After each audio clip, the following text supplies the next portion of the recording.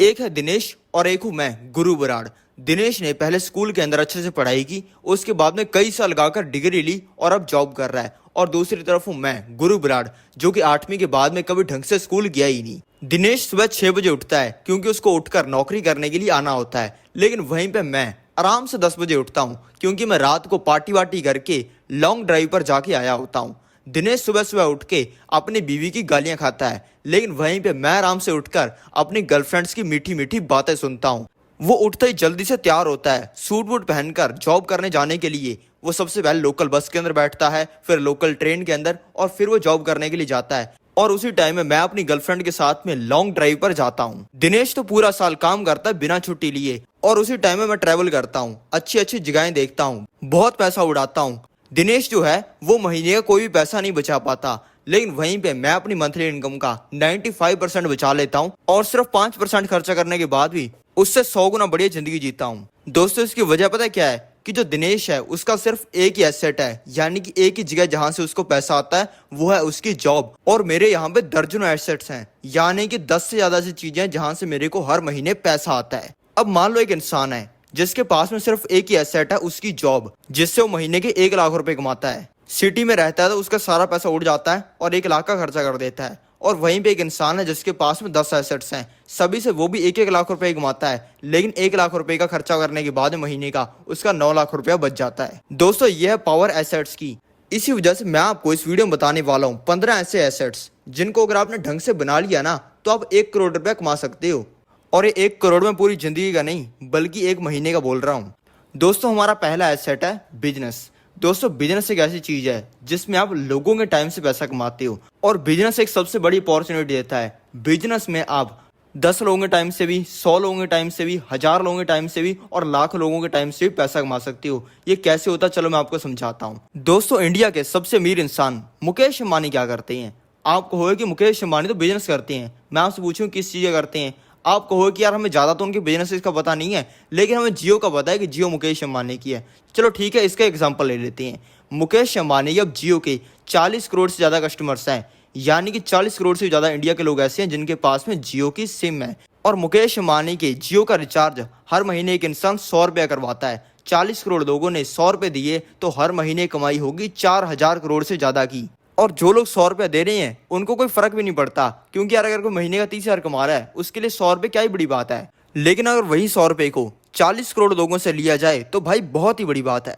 दोस्तों, बिजनेस शुरू करने के लिए आपको 3 चीजें करनी है। पहली आपको करनी है आइडेंटिफिकेशन, कि आपको ये पता लगाना है किस बिजनेस के अंदर सबसे ज्यादा दम है। दोस्तों, 2 तरीके के बिजनेस होती हैं। एक तो दोस्तों होता है करंट बिजनेस, जिसके अंदर अभी दम होता है, और दूसरा होता है फ्यूचरिस्टिक बिजनेस, जो कि अगले 5 साल के अंदर चीज आने वाली होती है। अब देखो, दुनिया की सबसे बड़ी कंपनीज में से एक मानी जाने वाली एप्पल कंपनी, जो कि स्मार्टफोन्स बनाती है, जिसको वो कंपनी आईफोन्स कहती है, और एप्पल का आईफोन शायद आपके पास में भी होगा।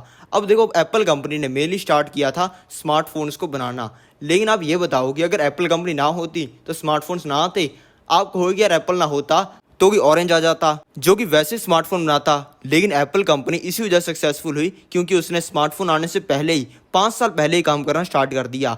माइक्रोसॉफ्ट कंपनी जो है, जो कि कंप्यूटर्स के लिए विंडोज बनाती है, आप ये बताओगे अगर माइक्रोसॉफ्ट कंपनी ना होती तो कंप्यूटर्स के अंदर क्या विंडोज ही ना होती? बिल्कुल होती, लेकिन माइक्रोसॉफ्ट ने कोई और कंपनी बना रही होती। लेकिन इस कंपनी ने ज्यादा पैसा इसलिए कमाया क्योंकि जब विंडोज आने वाली थी ढंग की, तब इस कंपनी ने 5 साल पहले ही उसी क्वालिटी की विंडोज बनानी स्टार्ट कर दी।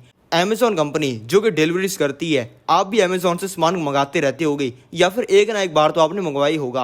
अब आप ये बताओ कि Amazon कंपनी ना होती तो क्या कोई और कंपनी ना आती? बिल्कुल आती, लेकिन थोड़ी लेट आती। लेकिन Amazon ने पैसा इसलिए कमाया क्योंकि उसने यही काम 5 साल पहले स्टार्ट कर दिया। और ये जिन कंपनीज की मैंने बात की ना, ये दुनिया की सबसे बड़ी कंपनीज मानी जाती हैं। अगर एग्जाम्पल के लिए लेना हो तो इनसे बड़ी और कोई कंपनी नहीं है। अगर दुनिया की टॉप जो 100 कंपनीज हैं उन सभी के अंदर ये चीज कॉमन है, तो इसका यही मतलब है कि ये चीज 110% काम करती है। आपको वही चीजों को ढूंढना पड़ेगा जो कि अगले 5 साल के अंदर आने वाली है, और जब आप ये करोगे ना, आप पैसा छापने लग जाओगे। जियो आया था 2006 में, तब अच्छे से इंटरनेट की ग्रोथ हुई है। लेकिन जो बायजूस कंपनी है जो कि बच्चों को ऑनलाइन पढ़ाती है, वो तो भाई 2011 से चल रही है। जियो से भी 5 साल पहले इसी तरीके का आपको विजन रखना पड़ेगा, क्योंकि बायजूस वालों को पता था कि यार जब इंटरनेट वगैरह आएगा, पहले यूएसए के अंदर था इंटरनेट, और पक्की बात है इंडिया के अंदर भी आने वाला था।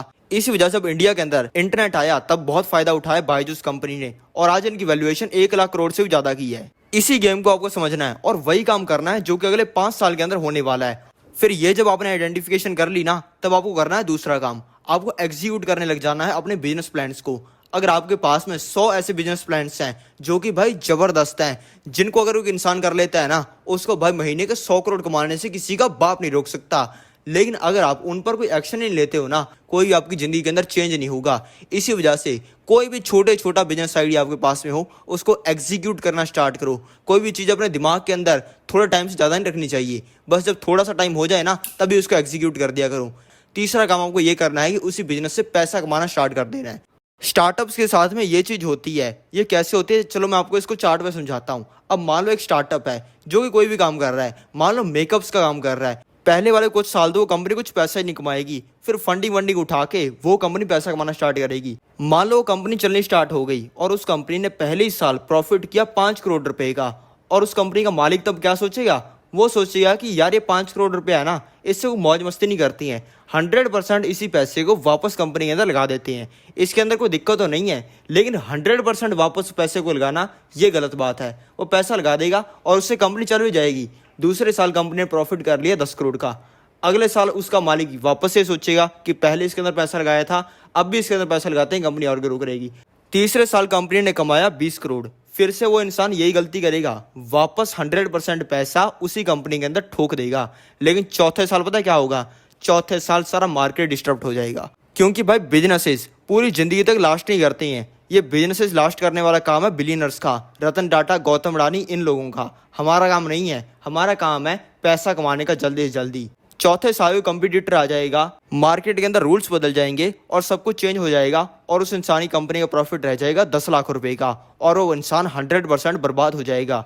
बल्कि करना पता क्या चाहिए था कि जब उस इंसान की कंपनी का प्रॉफिट 5 करोड़ पहुंचा था, तब ऐसा करना चाहिए था कि 2 करोड़ खुद रख लिया, 3 करोड़ कंपनी में लगा दिया। इस तरीके से भी कंपनी ग्रो करती। लेकिन 1 साल बाद ग्रो कर जाती तो क्या है, इंसान 100% बर्बाद तो ना होता।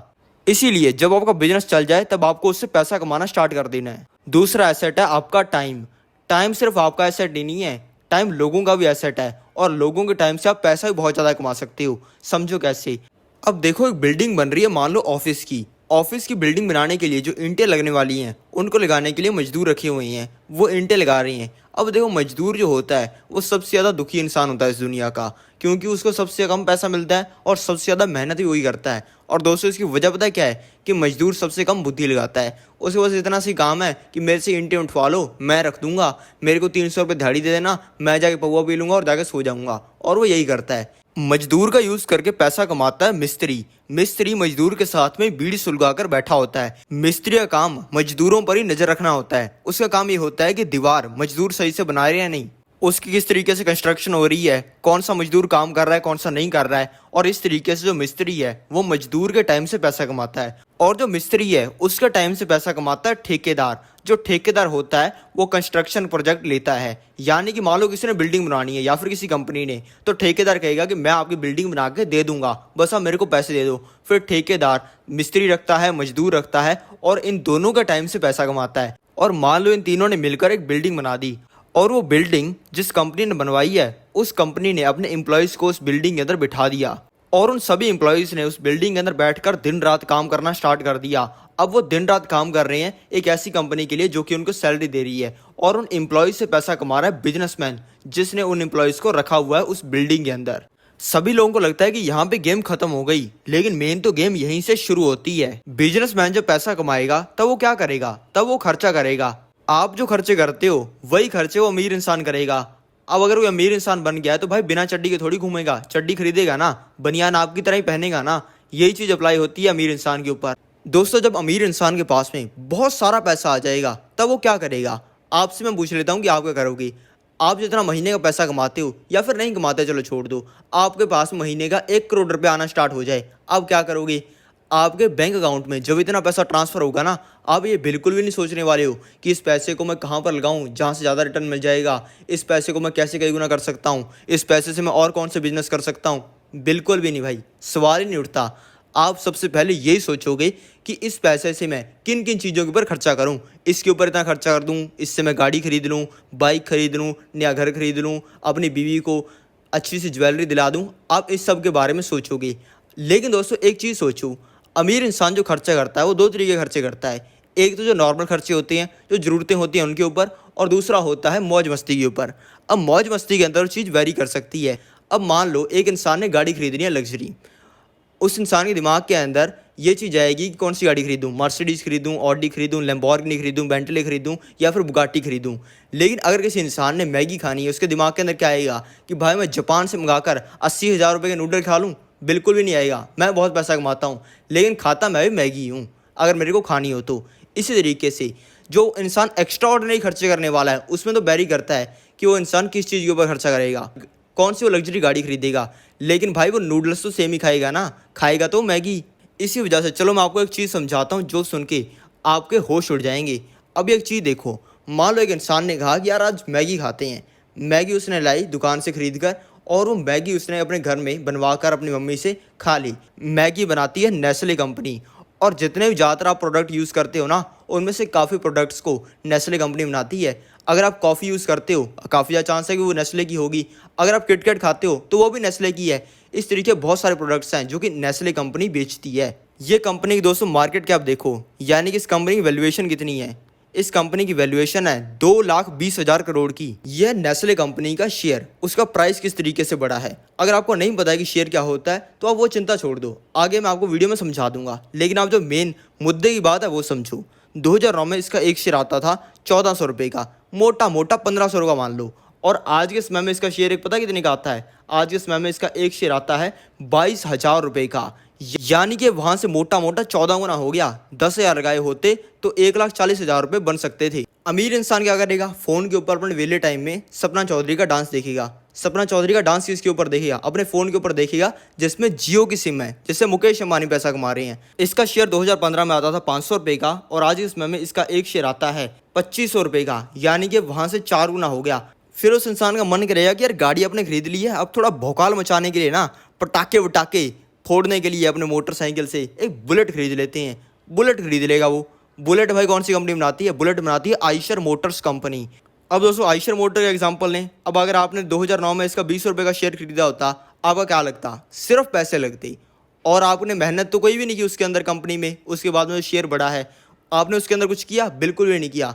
उस कंपनी के मालिक ने दिन रात मेहनत की, हजारों लाखों लोगों ने जो कि उनकी टीम के अंदर उन्होंने मेहनत की, जिससे इसका शेयर बढ़ा है। लेकिन आपको क्या मिला? आपको पैसा मिल गया। ना ही आपको मेहनत देनी पड़ी, ना ही आपको इस कंपनी के अंदर काम करना पड़ा, ना ही आपको कुछ और चीज़ें करनी पड़ी। आपको डायरेक्ट कंपनी का प्रॉफिट मिल गया। इसी तरीके से जो बिजनेसमैन है उसके टाइम से पैसा कमाते हैं इन्वेस्टर। तीसरा एसेट है दोस्तों रियल एस्टेट। रियल एस्टेट जब मैंने बोला ना, आपके दिमाग में आया होगा क्या रियल एस्टेट का मतलब होता है घर खरीदना, फिर उसका रेट बढ़ जाए तब उसको बेचना। क्योंकि आप में से ज़्यादातर लोग यही काम करते हैं। वो घर खरीदते हैं, उसके अंदर रहना स्टार्ट कर देते हैं, उसके बाद में वो उस घर के अंदर बस जाते हैं। घर को उसको बेचने की तो बात ही छोड़ दो, और उसका रेट बढ़ भी जाता है, 4 गुना भी हो जाता है ना, तब भी उसको कभी नहीं बेच पाते। रियल एस्टेट में पैसा कमाने के लिए रियल एस्टेट में जो सबसे बड़ा झूठ बोला जाता है ना, उसको आपको समझना होगा। लोग कहते हैं कि हमारी पॉपुलेशन तो बढ़ती रहने वाली है, अब जितनी है उससे तो 10 गुना हो जाएगी, और हमारी धरती तो भाई अनलिमिटेड थोड़ी है, हमारी धरती तो लिमिटेड ही है, और अगर हम प्रॉपर्टी खरीद लेंगे तो उसका रेट बढ़ने ही वाला है। ये सब बातें गलत हैं। ना ही तो पॉपुलेशन बढ़ती रहने वाली है। अब पॉपुलेशन का ग्राफ कुछ ऐसा दिखने लग गया है, आपको भी मैं दिखाता हूँ। दोस्तों अभी मैंने सर्च कर लिया है फर्टिलिटी रेट ऑफ इंडिया, ये समझाने के लिए कि इंडिया की पॉपुलेशन हमेशा ही बढ़ती नहीं रहने वाली है। दोस्तों आपको ये सुन के दिमाग के अंदर आ रहा होगा कि यार ये फर्टिलिटी रेट काफ़ी कॉम्प्लेक्स सा माल लग रहा है सुनने में, समझने में तो पता नहीं कितना ही खतरनाक होगा। लेकिन दोस्तों आपको भाई है ना जो कि 2 घंटे कॉन्सेप्ट को सिर्फ 2 मिनट में समझा देता है। चलो मैं आपको ये कॉन्सेप्ट भी मिनटों में समझाता हूँ। दोस्तों फर्टिलिटी रेट का मतलब होता है कि एक देश के अंदर एक एवरेज औरत के कितने बच्चे हैं। जैसे कि आपको पता ही होगा कि पुराने समय में लोगों के ज़्यादा बच्चे हुआ करते थे। मेनली उसके 3 रीज़न थे। पहला तो तब के लोग ये सोचा करते थे कि ज़्यादा बच्चे होंगे, ज़्यादा काम किया करेंगे, घर के अंदर ज़्यादा पैसा आएगा और ज़्यादा कमाई होगी। दूसरा इसका रीज़न ये था कि तब काफ़ी ज़्यादा जान का खतरा हुआ करता था अननेचुरली, क्योंकि तब बहुत सारे दंगे हुआ करते थे, जंग हुआ करती थी, बहुत सारी ऐसी चीज़ें हुआ करती थी जिससे इंसान की जान जा सकती है। इसी वजह से लोगों की उसमें भी डेथ हो जाया करती थी।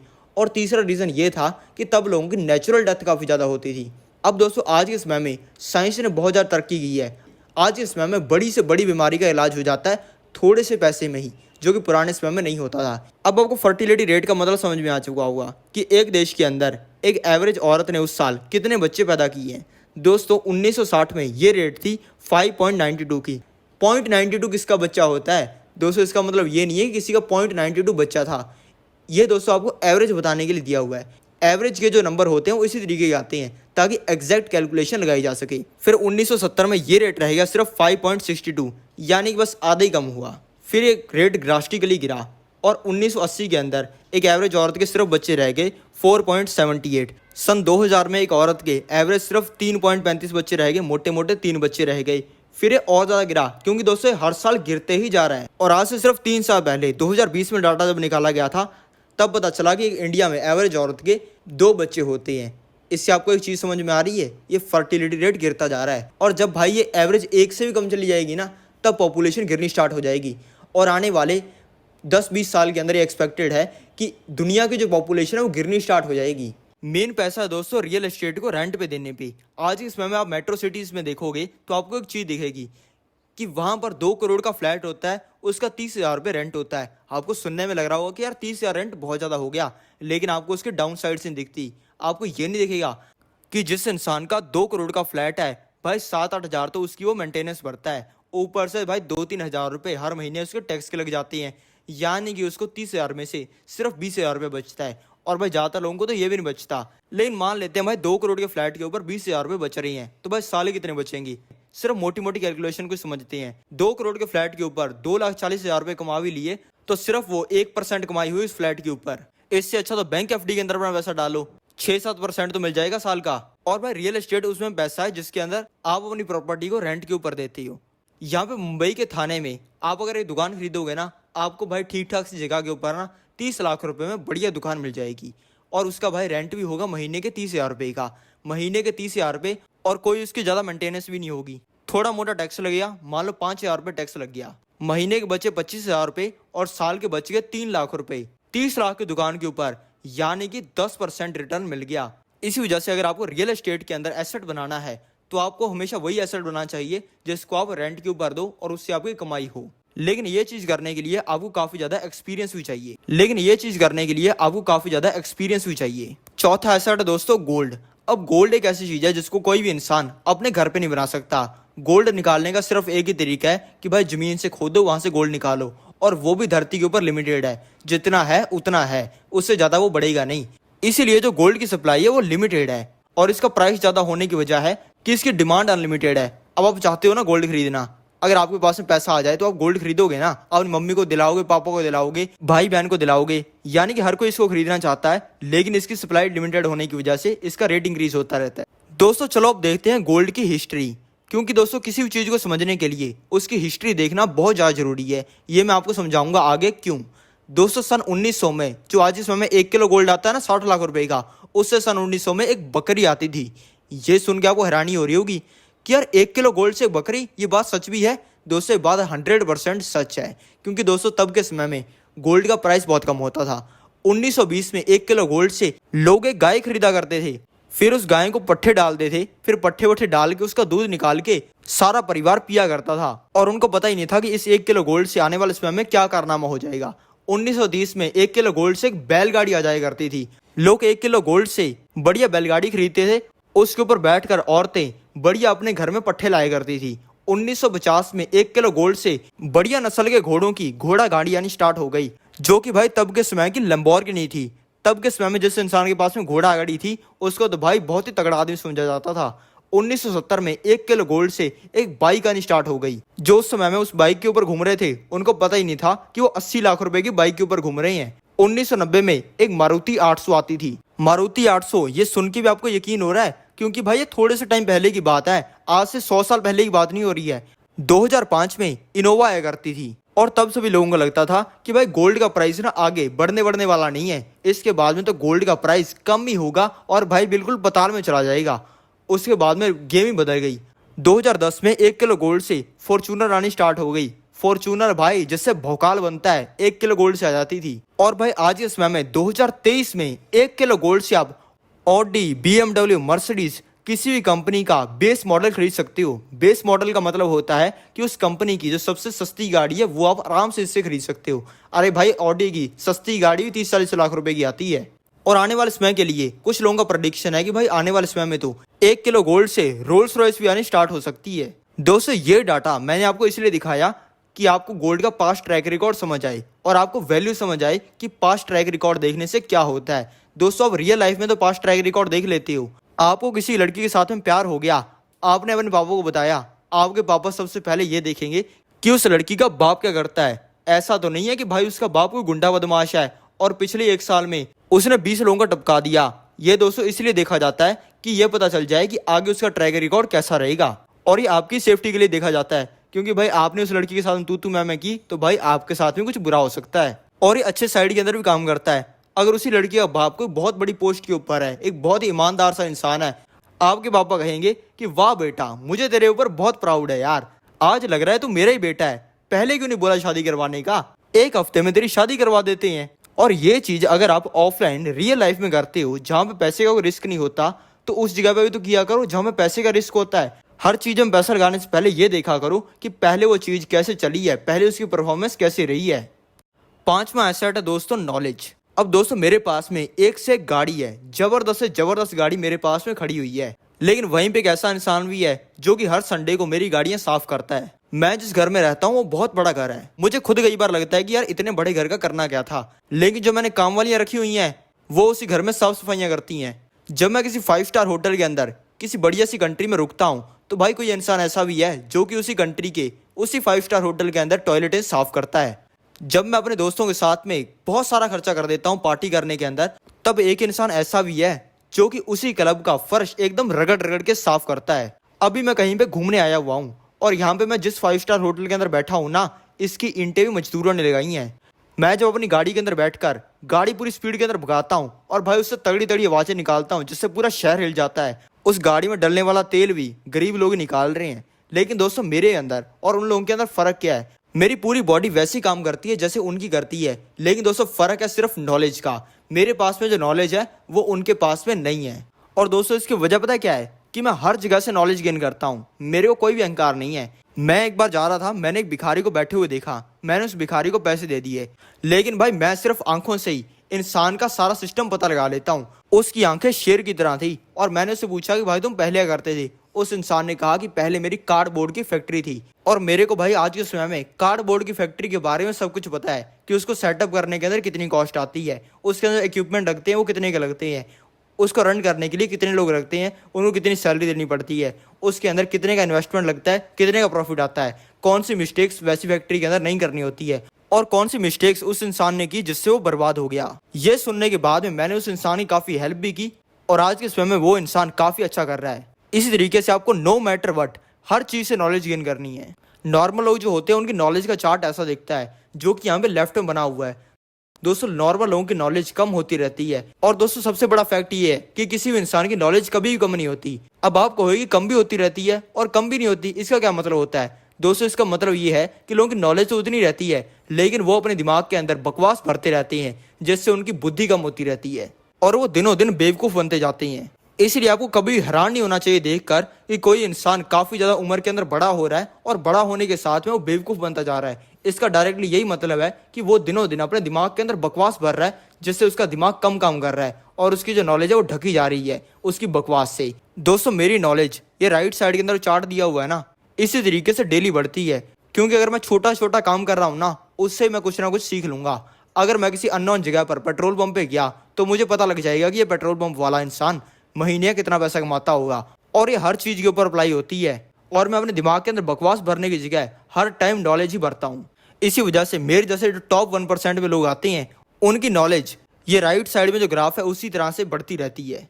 अब दोस्तों मैं आपको एक अगला चार्ट दिखाता हूँ, इसमें पता चलता है कि आपको क्या करना चाहिए। अब दोस्तों लेफ्ट के अंदर दिखाया हुआ है आपकी गलतियों को कि आप क्या करते हो। आप हमेशा उन चीज़ों को इग्नोर करते रहते हो जिसमें कोई छोटी चीज़ होती है सीखने के लिए। आप कहते हो कि यार मैं इससे क्या ही सीखूंगा, मैं तो घर पे जाकर किताब पढ़ लूंगा, उसमें सीख लूंगा। कुछ नहीं होगा किताब पढ़ने से। आप दिन के अंदर 8 घंटे सोते होगे, यानी कि आप दिन के अंदर 16 घंटे जागते रहते हो और उन 16 घंटों के अंदर 6 घंटे का समान होता है सीखने के लिए कि ये दो इंसान आपस में बात कर रहे हैं। इस इंसान ने बोल दिया कि साले तू बकवास काम कर रहा है, काम खराब हो गया। सामने वाला इंसान बुरा मान गया, लेकिन वहीं पे इसने बोल दिया होता I think you are not on right path, तो सामने वाले इंसान को अच्छा लगता। कौन सा इंसान किस तरीके से पैसा कमा रहा है, कौन सी वो गलतियां कर रहा है, कैसे कोई इंसान खाना खा रहा है, कोई इंसान किस तरीके से वेटर से बात कर रहा है, उसी से आप उस इंसान का सारा कैरेक्टर जज कर सकते हो। अगर आप ये करना सीख जाओगे, आप उस इंसान के साथ में कभी बिजनेस ही नहीं करोगे। और आप जो कई सौ घंटे उस इंसान के साथ में बिजनेस करके खराब करने वाले थे, जिसके बाद में वो इंसान आपको धोखा देने वाला था, इससे जो इफेक्ट पड़ेगा ना, वो अनइमेजिनेबल है। अब देखो, जब मैं बच्चा हुआ करता था, आज से कई साल पहले, कई लोग जो आप में से वीडियो देख रहे हो ना, तब तो आप जन्मे भी नहीं होगे। उस समय में एग्जैक्टली मेरी क्लास के अंदर 31 बच्चे थे, लेकिन आपको समझाने के लिए मैं 10 बच्चों का एग्जाम्पल लेता हूँ। यहाँ पे जो मैंने 10 बार दिखा रखी है ना, यह बच्चों का एग्जाम्पल। उस समय में सब कुछ सेम था, सभी बच्चों के सेम नंबर आते थे, बस मेरे थोड़े से ज्यादा आ जाते थे। सभी गेम खेलते थे तो सभी का स्कोर उतना ही आता था, मैं बस थोड़ी चीटिंग करके ज्यादा स्कोर ले आता था अपनी क्रश को इम्प्रेस करने के लिए। लेकिन दोस्तों, सभी बच्चों में एक फर्क था, बाकी जो 9 बच्चे मेरे साथ में थे वो तो सभी बकवास चीजें सोचते थे, लेकिन मैं हर इंपॉर्टेंट चीज के ऊपर ध्यान देता था, हर छोटी छोटी चीजों। और साथ में मेरे को ये पता भी नहीं था कि ऐसा करना भी होता है। कोई भी चीज मेरे साथ में होती, मैं उसके बारे में बहुत ज्यादा सोचता कि मेरे को यहाँ पे डांट पड़ी, इसकी वजह क्या थी, मैंने ऐसा क्या किया, मैंने गेम के अंदर बहुत ही अच्छा स्कोर किया, ऐसी मैंने क्या चीज की जिससे ये हुआ। मैं और मेरे दोस्त दोनों ने कम नंबर आने का बहाना बनाया, मेरे मार पड़ी नहीं, मेरे दोस्त के पड़ गई। ये किस वजह से हुआ, मैंने कोई ऐसी चीज बोल दी थी जिससे टीचर इमोशनल हो गया। ये टीचर की जितनी सैलरी है उसके हिसाब से कितने 100 सालों के अंदर ये एक लैम्बोर्गिनी खरीद पाएगा। क्या ये टीचर के पास में इतना पैसा है कि मेरे को पैसे के बारे में पढ़ा दे। ये सब चीजें मैं सोचता था। और मान लो 30 मिनट मैंने डेली इन चीजों के बारे में सीखा और अपनी नॉलेज बढ़ाई, तो 1 साल के अंदर मैंने सीख लिया होगा 178 घंटे, और 10 साल के अंदर सीख लिया होगा 1,06,800 मिनट, यानी कि 1,780 घंटे। अब आप ये खुद ही बताओ कि मैं एक ऐसा इंसान जिसके पास में 5,000 10,000 घंटों की नॉलेज है, वो करोड़पति ना बनेगा क्या। इसलिए फिर मेरा चार्ट ऐसा दिखने लग गया। वो सभी बच्चे तो आज इसमें नॉर्मल सा काम कर रहे हैं, कोई खेती कर रहा है, कोई स्कूल में टीचर लग गया, लेकिन मैं वहीं पे उनसे कई गुना ज्यादा पैसा कमा रहा हूँ और उनसे 100 गुना बढ़िया जिंदगी जी रहा हूँ। छठा एसेट दोस्तों, स्टॉक मार्केट। स्टॉक मार्केट से पैसा कमाने का चलो मैं आपको एक तरीका बताता हूँ। दोस्तों, आप पहले ये बताओ कि आप डेली लाइफ के अंदर क्या चीजें यूज करते हो। आपसे मैं पूछता हूँ, क्या आप च्यवनप्राश खाते हो, क्या आप डाबर की पेस्ट करते हो, क्या आप रियल का जूस पीते हो। आप कहोगे कि यस, मैं सारी चीज़ें कंज्यूम करता हूँ। क्या आपको पता है कि इन चीज़ों को कौन सी कंपनी बनाती है। इन सभी चीज़ों को बनाती है डाबर इंडिया लिमिटेड कंपनी, और ये सभी प्रोडक्ट्स इसी कंपनी की है। और इस कंपनी का प्रॉफिट देखो दोस्तों किस तरीके से बढ़ रहा है। 2012 में ये कंपनी करती थी 644 करोड़ का प्रॉफिट, 13 में करने लग गई 766 करोड़ का प्रॉफिट, 2014 में करने लग गई 916 करोड़ का प्रॉफिट, और 2022 में इसका प्रॉफिट था 1742 करोड़ का, यानी कि इसने 2022 में 1700 करोड़ रुपए कमाए हैं। और इसका प्रॉफिट हर साल बढ़ रहा है, हर साल इसका प्रॉफिट कम नहीं होता पिछले साल से, बल्कि भले थोड़ा सा बढ़े लेकिन बढ़ जरूर जाता है। इससे इसका स्टॉक देखो इस तरीके से बढ़ा है। 2009 में इसका एक शेयर आता था 40 रुपये का, और आज के समय में इसका एक शेयर आता है 560 रुपये का, यानी कि मोटे मोटे 600 रुपये का। क्या आपने बुलेट मोटरसाइकिल देखा है, आयशर मोटर के ट्रक देखे हैं, आयशर मोटर के ट्रैक्टर देखे हैं, बिल्कुल देखे होंगे आपने। लेकिन क्या आपको पता है कि इन सभी चीज़ों को कौन सी कंपनी बनाती है। इन सभी चीज़ों को बनाती है आयशर मोटर्स लिमिटेड कंपनी। 2011 में ये कंपनी प्रॉफिट करती थी 500 करोड़ का, और 2022 में इसका प्रॉफिट हुआ है 1700 करोड़ का। मोटे मोटे बता रहा हूँ, वैसे तो एग्जैक्टली 1677 करोड़ का हुआ है 2022 में। 2009 में इसका एक शेयर आता था 20 रुपये का। अगर आपने तब ये देखा होता कि ये जो बुलेट मोटरसाइकिल होती हैं, इनकी क्वालिटी बहुत अच्छी होती है, लोगों को ये बहुत पसंद आती हैं, और इन बुलेट मोटरसाइकिल को जो कंपनी बनाती है वो आने वाले समय में बहुत बड़ा करेगी। 2009 में जब इसका शेयर 20 रुपये का आता था, मान लो यहाँ पे आपने 10,000 रुपये लगा दिए, उसके बाद में ये कंपनी बहुत ही तगड़ी ग्रो हुई, इस कंपनी के प्रॉफिट्स बहुत ज़्यादा बढ़े, बहुत इसका कंपनी का भौकाल बना, और आज के समय में इसका एक शेयर आता है 3580 रुपये का। मैं आपको ये नहीं कह रहा हूँ कि आपको इन शेयर्स के अंदर पैसा लगा देना है, लेकिन मैं आपको ये समझाना चाहता हूँ कि अगर आप उन कंपनीज के अंदर भी पैसा लगा देते हो जिनके प्रोडक्ट्स आप डेली यूज़ करते हो, तो आपका पैसा कई गुना बढ़ सकता है। इसी तरीके से आपको उन कंपनीज को आइडेंटिफाई करना है जिनके प्रोडक्ट्स आप डेली यूज़ करते हो, और आपको ये पता होना चाहिए कि इस कंपनी का प्रोडक्ट आने वाले समय में बहुत ज़्यादा बिकने वाला है, इसकी क्वालिटी बहुत अच्छी है। आप ऐसा करोगे ना तो कंपनी काफ़ी अच्छे तरीके से ग्रो करेगी और आप बहुत ज़्यादा पैसा कमाओगे। सातवां एसेट है दोस्तों, पैसा। आप कहोगे कि पैसा कमाने के लिए पैसा कैसे एसेट हो सकता है, चलो मैं आपको समझाता हूँ। इस पैसे को एसेट बनाने के लिए आपको एक अपॉर्चुनिटी फंड बनाना पड़ेगा। आप पूछोगे कि अपॉर्चुनिटी फंड क्या होता है। दोस्तों अपॉर्चुनिटी फंड का मतलब होता है कि जितना आपके पास में पैसा है उसमें से कुछ परसेंटेज पैसा आप सिर्फ अपॉर्चुनिटीज़ के लिए बचा के रखो। और वो अपॉर्चुनिटीज़ कुछ भी हो सकती हैं, वो गोल्ड हो सकता है, स्टॉक मार्केट हो सकता है, रियल एस्टेट हो सकता है, जो भी आप चाहो। सबसे पहले आपको ये डिसाइड करना है कि आपके पास में जितना पैसा है उसमें से कितना परसेंटेज पैसा आपको अपॉर्चुनिटीज़ के लिए यूज़ करना है। दोस्तों यहाँ पे देखो, यहाँ पे मैंने निफ्टी 50 का चार्ट खोला हुआ है। निफ्टी 50 मैं आपको सिंपल भाषा के अंदर समझा देता हूँ। निफ्टी 50 होता है दोस्तों इंडिया के टॉप 50 स्टॉक मार्केट में लिस्टेड कंपनीज का इंडेक्स। यानी कि इंडियन स्टॉक मार्केट में लिस्टेड जो टॉप 50 कंपनीज हैं, अब उनमें से कोई कंपनी तो ऊपर जाएगी और कोई कंपनी नीचे भी जाएगी, लेकिन वो 50 कंपनियां एवरेज कैसा परफॉर्म कर रही हैं वो ये इंडेक्स दिखाता है। दोस्तों यहाँ पे देखो, याद करो कि क्या हुआ था यहाँ पे 2020 के अंदर जब ये चार्ट नीचे गया है। 2020 के अंदर लगा था लॉकडाउन और इससे इसके प्राइस के अंदर क्या मूवमेंट हुई थी वो मैं आपको दिखाता हूँ। यहाँ पे बढ़िया स्टॉक मार्केट चल रहा था, सभी लोग खुश थे, सभी लोगों को लग रहा था कि आगे मार्केट के अंदर कोई भी दिक्कत नहीं आने वाली है। लेकिन एकदम से लॉकडाउन लग गया इंडिया के अंदर और 12,000 रुपये से ये गिर कर आ गया सिर्फ 8,000 रुपये पर। अब अगर आपके पास में अपॉर्चुनिटी फंड होता और आप इसके अंदर पैसा लगा देते, मान लो आपने एक बहुत ही तगड़ा अपॉर्चुनिटी फंड बना रखा है, ये आने वाले कुछ सालों की बात है, आपने मान लो 10 लाख रुपए यहाँ पर 8,000 के प्राइस पॉइंट पर निफ्टी 50 के अंदर लगा दिए होते, तो पता क्या होता, आने वाले सिर्फ 1 साल के अंदर ही धमाका हो जाता। चलो मैं आपको समझाता हूँ होता क्या। यहाँ पे आपने 8,000 के प्राइस पॉइंट के ऊपर 10 लाख रुपए लगा दिए, तब डेट थी 27 मार्च 2020। उसके बाद में निफ्टी 50 वापस बढ़ना स्टार्ट हुआ जैसे कि लॉकडाउन वगैरह की सिचुएशन सही होनी स्टार्ट हुई। फिर ये पहुंच गया 15,000 रुपये के प्राइस पॉइंट के ऊपर और 2021 के 9 सितंबर को इसने ऑल टाइम हाई लगाया। 8,000 रुपये से ये हो गया 18,000 रुपये का, यानी कि सिर्फ 1 साल के अंदर ये लगभग 2.5 गुना हो गया।